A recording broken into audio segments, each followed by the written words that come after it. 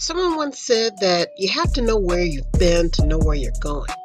More importantly, if you want to improve what we already have, you have to know where it is going wrong. This series of videos will use a lot of sources for inspiration: science, history, philosophy, and of course, the Bible. Why the Bible? If you checked out any of my other content, you will see that the Bible contains a blueprint for the kingdom. So I'm going to bring it in just to prove that the blueprint is there. Anyways, the most important piece to get right is the government.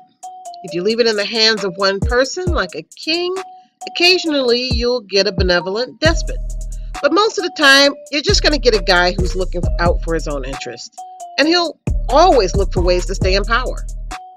But what about Jesus as king?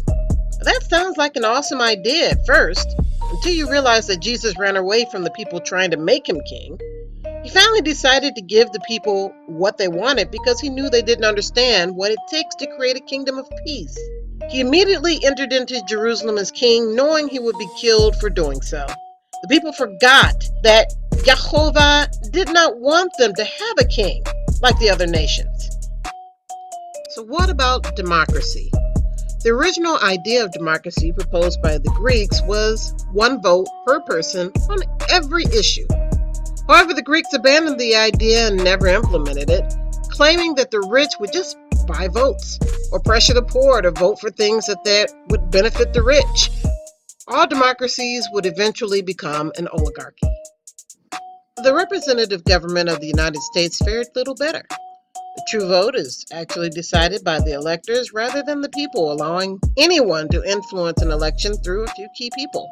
All the people on the ballot are handpicked by the oligarchy, so even if bribing the electors does not work, the choices are not really choices. Lastly, the structure of the government is really intertwined with corporations, which many call the revolving door of government. And if that wasn't enough, corporations have lobbyists to demand things to go their way. What chance does the average person have if they only get to speak once every 4 years on who is president, and once every 6 years for congressman? If democracy has failed, what type of government resists corruption? This is the holy grail question, especially since the Bible hints to a democratic-type governmental structure to build the kingdom, even if people draw lots. In our next episode, we'll take a look at the alternatives. Before we go, let's review a few concepts. I often try to differentiate between ideals and mechanisms. Democracy is an ideal. You can't measure it without comparing different forms of it, and the conclusions are subject to opinion rather than hard data. For example, China calls itself a republic. They hold elections, which is the core tenet of democracy, but most people would confirm that China is somehow different than the US, and it's not a true democracy. What instructs their label are the various mechanisms that China uses in addition to elections.